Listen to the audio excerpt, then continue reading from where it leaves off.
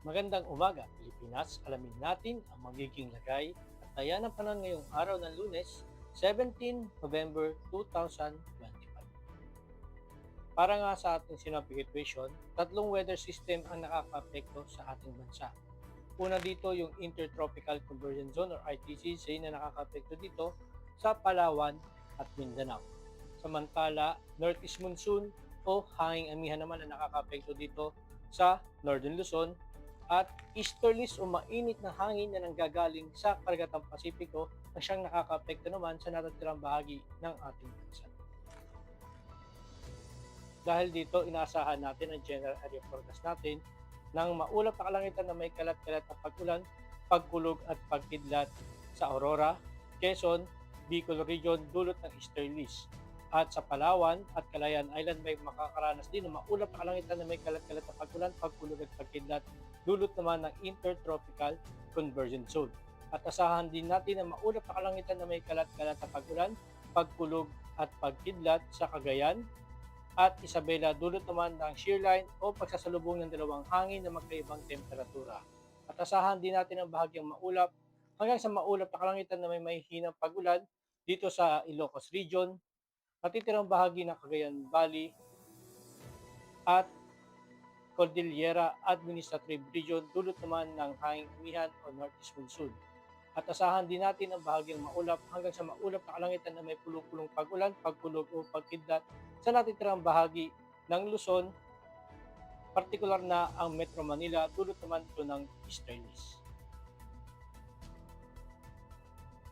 Samantala, sa Eastern Visayas naman ay makakaranas ng maulap na kalangitan na may kalat-kalat na pag-ulan, pagkulog at pagkidlat dulot naman ng easterlies. At sa natitirang bahagi ng Visayas ay makakaranas ng bahagyang maulap hanggang sa maulap na kalangitan na may pulong-pulong pag-ulan, pagkulog o pagkidlat. At sa buong Mindanao ay makakaranas ng maulap na kalangitan na may kalat-kalat na pag-ulan, pagkulog at pagkidlat dulot ng Intertropical Convergence. Para naman sa 3-day forecast sa Metro Manila, bukas hanggang Huwebes ay makakaranas ng bahagyang maulap hanggang sa maulap na kalangitan na may pulong-pulong pag-ulan, pagkulog o pagkidlat. Ganun din sa Cavite.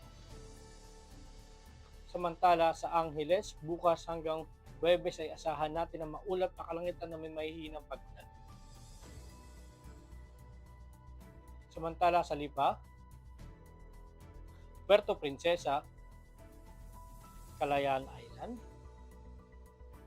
Lapu-Lapu, Davao, at Zamboanga, asahan natin ang bahagyang maulap hanggang sa maulap na kalangitan na may pulong-pulong pag-ulan, pagkulog o pagkidlat sa susunod na 3 araw. Ang araw ay sumikat kaninang 05:58 at lulubog mamayang 17:24. At para sa ating moon illumination, meron tayong 7% decreasing. Para maging updated sa lagay at taya ng panahon, i-follow lang ang aming social media accounts ng Air Force Weather Center. At yan lang po lagay ng ating panahon ngayong umaga at sa ngalan po ng aming commanding officer na si Colonel Alvin Jan Cugador Pap GSC. Ako si Staff Sergeant Edmar B. Sagadraca Jr., Philippine Air Force Weather Forecaster ng Air Force Weather Center. Muli magandang umaga, Pilipinas!